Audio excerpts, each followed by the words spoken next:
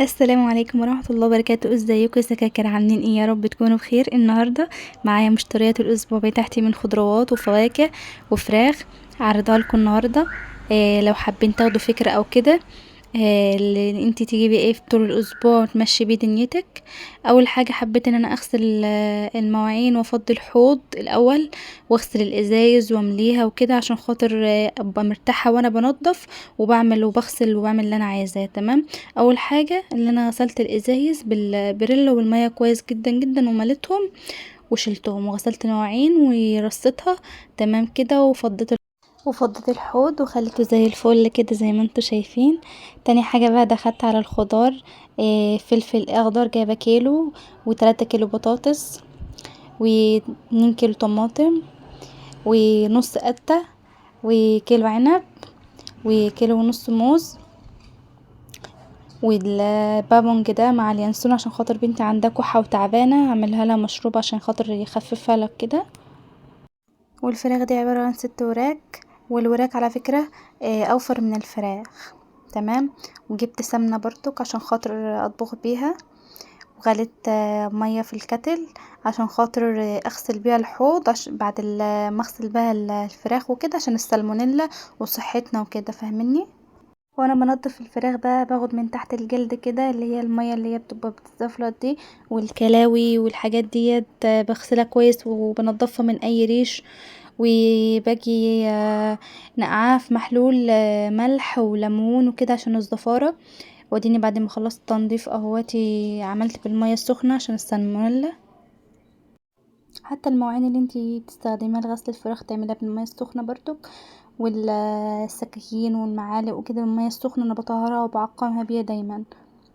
وهنا بقى المفاجأة الكبيرة اللي انا حسبي الله ونعم الوكيل في السباك الصنايعي اللي عامل لي السباكة ديت، عشان خاطر انا كل ما اغسل حاجة او اعمل اي حاجة ما نلاقي المية تحت رجلي. مية طبعا، مية زفارة الفراخ طبعا لازم تنغسل بالمية المغلية. ونصيحة يا جماعة وانتوا بتشطبوا خليكوا جنب الشقة بتاعتكم وتراقبوا الصنايعي وهو بيعمل اي حاجة في البيت، حتى اقل حاجة عشان خاطر ما تتعبوش بعد كده وتندموا وتتعبوا في التعامل مع شقتكم. دخلت بقى على الخضار وغسلت الفلفل الاخضر وغسلت القتة وغسلت الطماطم وغسلت العنب وغسلت الموز عشان خاطر بحب حاجتي نضيفة ادخلها على التلاجة على طول عشان اطلع واكل منها على طول وهي نضيفة. تمام. وهنا بوريكم بقى بعد ما غسلت الحاجة وخليتها زي الفل ورصيتها كده عشان ادخلها التلاجة.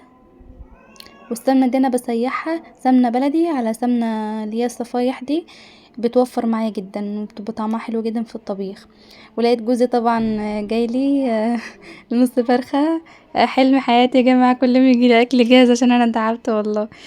واكلنا واتعشينا. غسلت الفراخ وكيستها وعبيتها وحطيتها في الفريزر عشان خاطر اطلع اطبخ منها على طول. وهنا بقى البوتاجاز كان عايز تنظيفه محترمه كده، وهنا نضفته خليته زي الفل من فوق لتحته. وبعد كده دخلت على الرخامه عقمتها كويس جدا جدا بالمحلول اللي انا حطاه في العلبه دي، ونضفتها كويس جدا جدا. وكبيت على الميه اللي على الارض اللي هي نزلت من الحوض ميه سخنه مغليه عشان خاطر اعقمها من السالمونيلا. وجيت هنا مسحت بقى، حطيت كلور وكلوركس الوان زي ما انتوا شايفين ورغيتهم كده ورشتهم.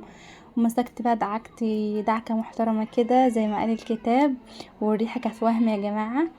جيت شديت بقى بالمساحة المية دي عشان خاطر بنتي زي ما انتوا شايفين كده كانت جاية تساعدني طبعا، وكانت هتاخد لها روعي على ظهرها وتقعد تصوت وتعيط، وانا اصلا كنت متخبله لوحدي. والله العظيم بعمل لكم الروتين ده وانا كنت مضغوطه ونفسيتي مضغوطه، بصوا فوق ما تتخيلوا والله العظيم. نضفت الارضيه بقى بالميه كويس جدا ومسحتها. وبعد كده حطيت معطر فريدة غطا واحد عشان خاطر يخلي الريحه حلوه. وهنا النتيجة النهائية بقى لتنظيف المطبخ وانا مبسوطة جدا جدا وهنام مرتاحة عشان خاطر خلصت اللي ورايا وكله تمام كده. ولو وصلت لحد هنا من الفيديو ما تنسيش اختك في اللايك والكومنت والشير والاشتراك وتفعلي زر الجرس عشان تستفيدي وتفيدي غيرك. مع السلامة يا حلوين.